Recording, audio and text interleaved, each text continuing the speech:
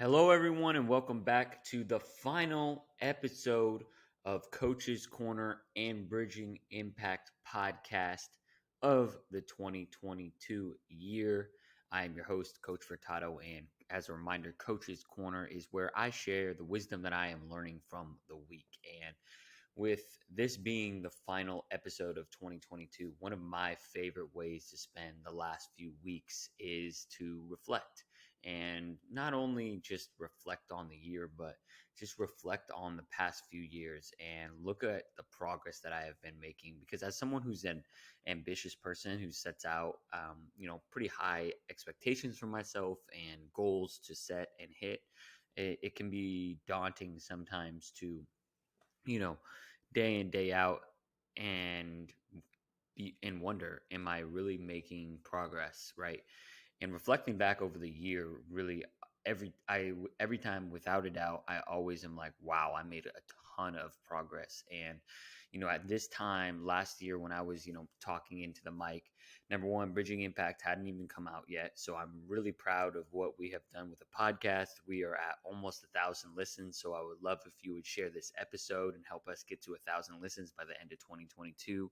I'm really proud to build Bridging Impact basketball training and really start to, I've had a few clients this year, and I know, it's just going to continue to grow because I really care about impacting youth. And it's something that I feel like, the universe has put me on here to do. And sometimes in the day to day, you can be like, oh, I don't have 25 clients yet. Oh my God, I'm not at 1 million YouTube subscribers yet, but I am about to be at 500 YouTube subscribers. And I was about 30 at the beginning of the year. So it's just recognizing that it takes time for things to really build and it's exponential. And those are some of the wins, the highlights. And I feel like one thing that I wrote about in the newsletter is I have really developed my confidence quite a bit in a lot of different areas. And I think again, going back to where I was last year at this time, I just did not like living in Los Angeles. It was really overwhelming for me as someone who is pretty much from rural areas. Even Eugene, Oregon is pretty rural. So especially nature, it's just a ginormous city. And I was really overwhelmed, but I think being thrown in the storm and being challenged is one of the reasons that I really helped develop my confidence. I think one of the things as a leader and something that I'm still working on to this day is really holding people accountable and holding a standard and not letting people slack off. I think that's something that I was always a little bit nervous or timid about, holding people to certain expectations, as in discipline, right? As in, I've kind of just let people slide and try and just give positive reinforcement when it's there, which, I do believe, I'm a big believer in there needs to be both, right? There needs to be positive reinforcement and there needs to also be, discipline and accountability. And I'm definitely much less afraid of confrontation and, conflict, which is, a pretty big step in a step for my confidence, because I feel like that was one of the things that was dragging my confidence down is I didn't want to step on toes because I was timid or because I didn't want to start a conflict, right?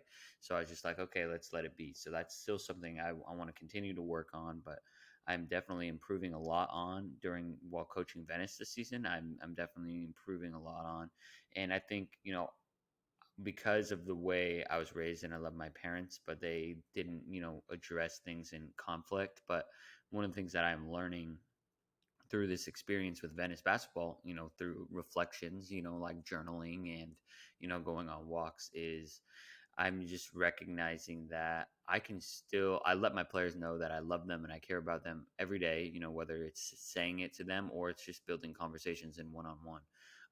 And I know that they're not going to like me at the end of every practice. And that's still something that's a little uncomfortable for me, but I'm growing with it and I'm growing through it because they're not in the long run, right? Like I had a conversation with them yesterday. My responsibility isn't to go undefeated as a frost shot season. It's number one to prepare them, for the rest of high school, and then for beyond high school to start planting the seeds of how to be successful as as young men in society. And that's really what I really feel like my responsibility is teaching those life lessons. And I'm really starting to embrace that and own that. And so that's so much of, you know, something that you don't really see in the day to day. And it's something that when you look at the big picture, when you zoom out and you reflect on the entire year, it's really amazing how much you grow. And so one of the things I like to do at the end of the year is I like to write, and I'm actually going to change it this year. So I'll talk about what I've done in the past and what I'm going to plan on doing in the future. Is in the past I have done I write basically a big long reflection on what are my highlights from the year. So I mean a definite highlight that I will include in there is going and watching the Rams win the Super Bowl. That was the best sporting event I've ever been at, and I've been a part of a lot of amazing sporting events. So that was wonderful. There's a ton of other highlights and memories, but and then also uh, the learning lessons and wisdom, just from the year, like kind of like I'm talking about in sharing, just kind of growing through that. And one of the other things I was writing down during the newsletter, and one of the things I want to work on is just being present in the moment. I can plan a lot. I like really love maximizing time, but sometimes I end up spending so much time trying to maximize my time. I almost don't maximize time. At least like I don't maximize my like personal downtime. And that's something that I've always been challenged with, and I probably always will be, as someone who's just an entrepreneur, an ambitious person who always is going out and getting it. Like I'm always trying to think about, how can I get my workout in? How can I make sure that I'm putting out my content? And so just trying to do a better job about being present in the moment is something that I'll be working on. So that's what I generally do, is just write, probably for about 30 minutes on both of those. Just let it flow. I don't, care about grammar. I just want to get thoughts on paper. At the end of the day, I'm not posting this, publishing, it's internal. So just really making sure that I get the thoughts on paper. I'm a big believer in journaling. I journal every single day. At the end of the day, I've done it before where I journal at the beginning of the day. So it really, just reflecting will be what you make of it. And I think the last thing that I'm going to try and do this year that I've seen other people do, and is an annual review. So it's more like 3 lessons I learned of the year. What's the theme of the year? 3 highlights. My favorite 5 songs of the year. My favorite books that I read this year. And so just creating some sort of kind of like more of an overview instead of just really long, reflections, which I honestly probably will do a little bit of both. And I think just the annual review will be cool way for me to kind of like, if it's 2027 and I look back to 2022, like, okay, these were the 3 big things. Like, oh, this is the year I realized like I want to become that I was put here to be a coach and a basketball coach and a coach for youth. And I've known that, but it's really the year I took steps forward. Oh, it's the year I started doing YouTube. It's the year where I started the Bridging Impact podcast and the Bridging Impact movement. So, just kind of like writing down some of those things, and maybe I'll kind of try and, if you follow me on social media, I'll put out, a little bit about annual reviews and, just what I'll be doing with that. And I want to encourage you and challenge you to take the time to reflect. I know the holidays can be quite busy, right? Like a lot of us are still working.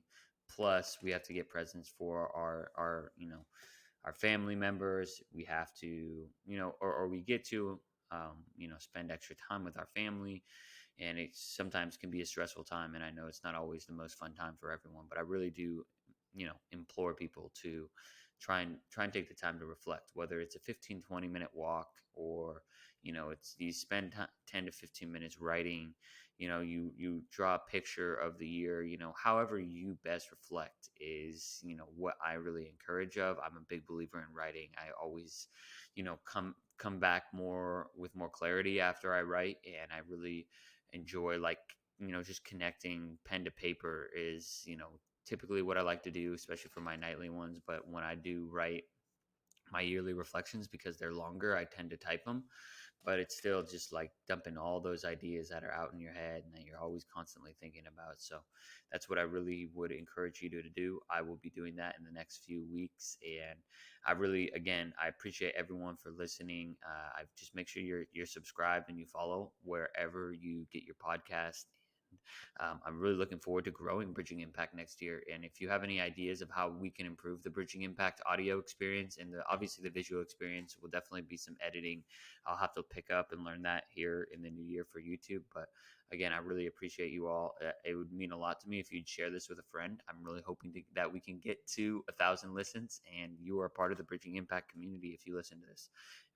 We'll focus on trying to get out some more resources for you all, and trying to build out a community. That's what I'm really about. So Bridging Impact is really, it's about transforming the next generation of leaders, and we're going to do it through athletics, and we want to empower and equip coaches with the skills and tools they need, and we also want to empower and equip athletes with the skills and tools they need to be successful. So I appreciate you all. Have a wonderful rest of your 2022, and I will be in your eyes and ears in the new year. Cheers, y'all.